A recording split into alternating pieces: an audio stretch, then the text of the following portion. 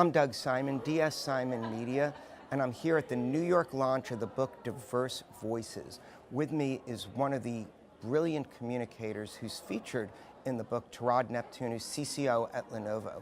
Thanks so much for being with us. Yeah, it's good to be here. Can you maybe share some of the stories that you shared within your section of the book? Sure.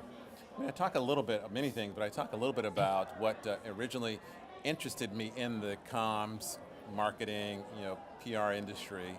And I'd say it's been, from an early age, a curiosity that was sparked in me by a mother who was a librarian. So we grew up with books being really almost our entire world. Right. And so I think of the many benefits that books bring to young children is exposing them to a broader world, possibilities, stories, the power of stories to communicate purpose and values and meaning and relevance and all the things that I think as communicators, as marketers, as brand marketers, we do in a daily career life of a person who is practicing this craft. And so I thank my mother for that early grounding in what was a very fundamental competency that serves me quite well even to this day. Great, and you were on a panel of chief communication officers today, and one of the things you said caught on quickly as a catchphrase, the idea that it's no longer minority or diverse, it's the emerging majority that we're talking about, and so that makes it a business imperative that we have to get engaged people of all types and all perspectives, all experiences. Yes, and I agree wholeheartedly. I mean, as a business leader, most fundamentally to me is the focus on how we drive growth, grow market share, drive revenue, and you can't do those things without an appreciation of who your audience is. And what we know today, more than has ever been the case in the history of our country, is that our audiences, our markets that we're trying to influence, are increasingly majority diverse.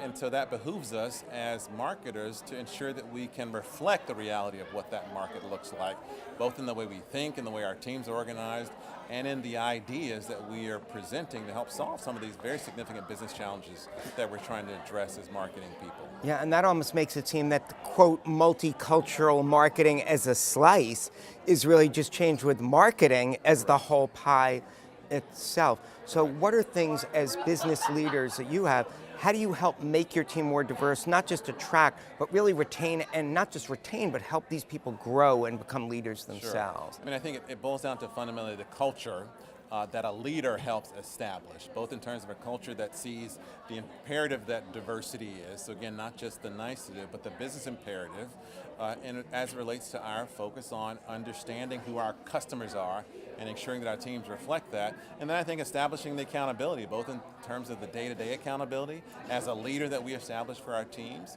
and then the mechanisms, the actual individual KPIs that we set so that our teams have goals, real meaningful goals, that are able to monitor and track and measure our progress against delivering. Because that, at the end of the day, is where we'll move from a nice talking point or a nice to-do to something that really is a business outcome that we are measuring and driving, just like we do sales growth or brand growth or customer retention.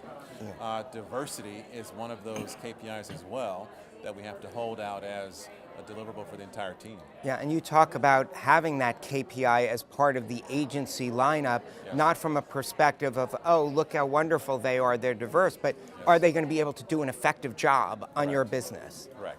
Yeah, so we started a little over a year ago in a major agency RFP process, really mandating that for agencies to compete and be considered as partners for our business, they had to prove to us that they had this similar commitment to diversity and inclusion within their teams. It's not just that their teams needed to look diverse, but they had to have a track record of incentivizing their organization and enabling their teams to grow and look like the customers that we were trying to recruit and retain within our business. Yeah, and I think it's important that people who really want to be successful in this world we live in now pick up the book Diverse Voices and read it. Just valuable lessons from just impressive person after impressive person after impressive person. So congratulations on you're worthy for being included in such an elite group. Thank you, I appreciate that. I'm happy to be a part of it. Cool, thanks so much. All right, thank you.